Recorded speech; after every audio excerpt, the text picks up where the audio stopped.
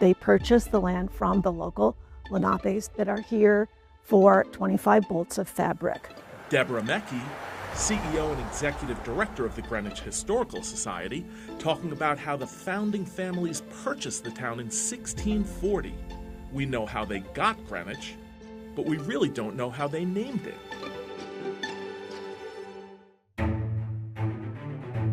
No one knows for sure. English settlers often named their communities after hometown in England. The Lenapes are the same tribe that sold Manhattan to the Dutch in 1626 for $24, as legend has it.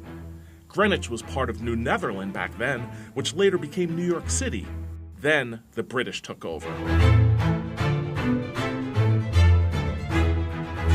The Connecticut colony and New Haven colonies merge, and Greenwich is formally founded and recognized by the state of Connecticut in 1665. Fast forward to the Revolutionary War.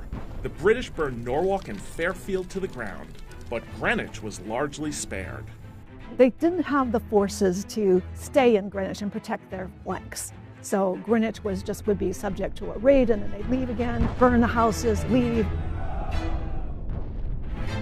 Then there's General Israel Putnam. He has a street named after him in town, thanks to his heroics during the war and his famous ride.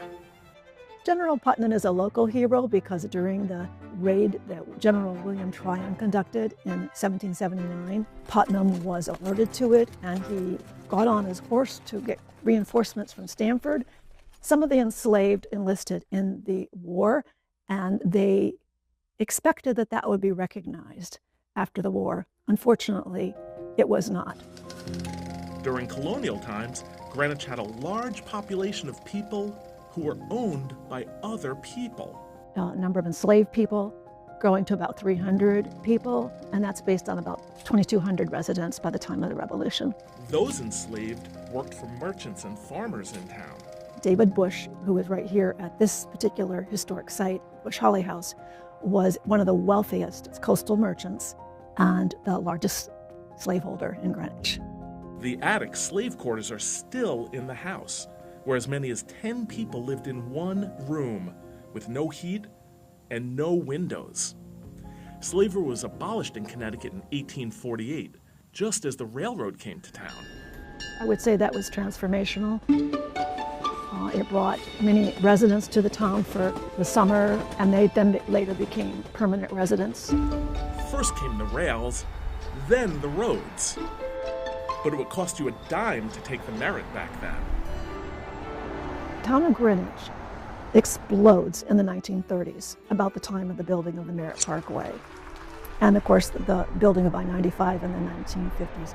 The town boomed with wealthy New Yorkers building mansions, and then again with the baby boomers. And then of course post-World War II, again, housing is needed for all the veterans, and that basically changes a lot of the town.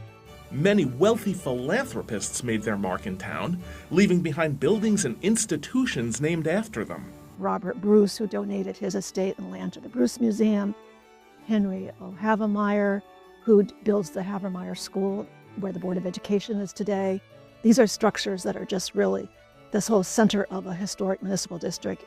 And looking at the town today, it's hard to believe it was ever referred to as a frontier town was more descriptive of what it felt like to be in Greenwich if you were here during the Revolutionary War.